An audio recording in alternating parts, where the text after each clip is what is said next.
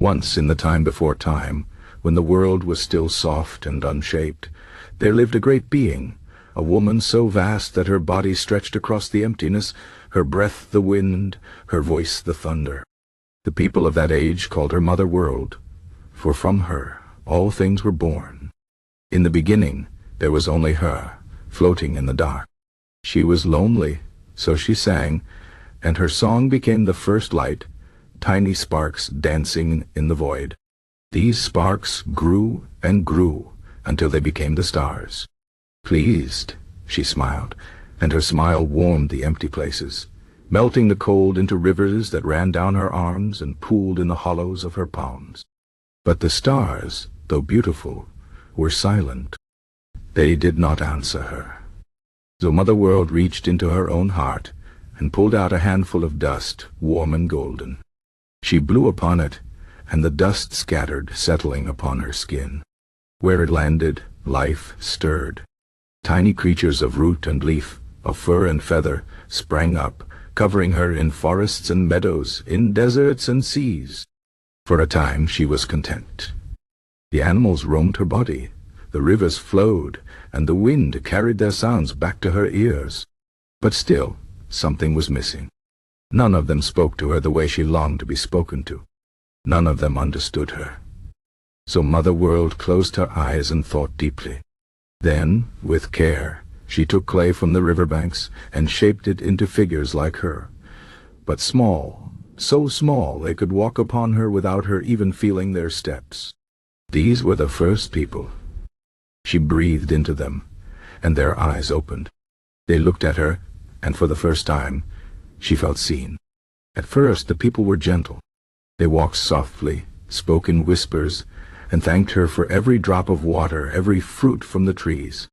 They told her stories under the stars, and she listened, delighted.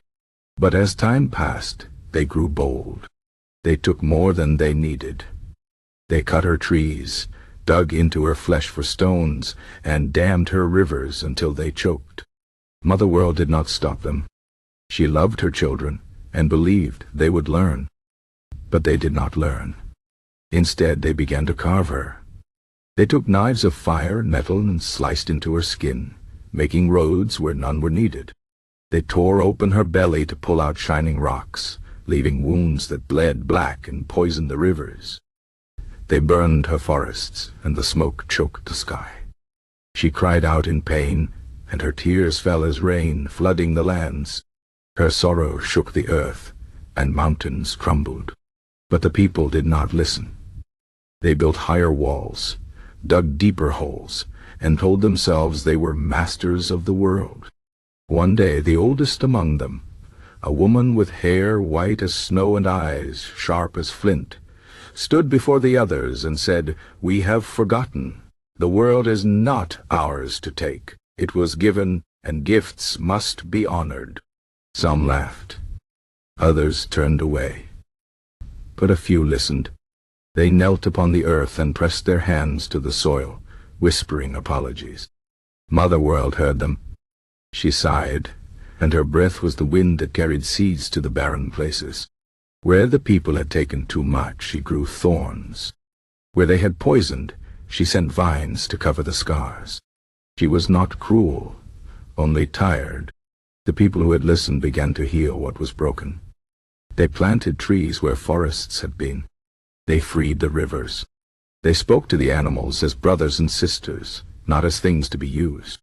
Slowly, the world softened again. But the others, the ones who refused to see, found their paths growing harder. The earth shook beneath their feet. The storms followed them. In time, they too began to understand.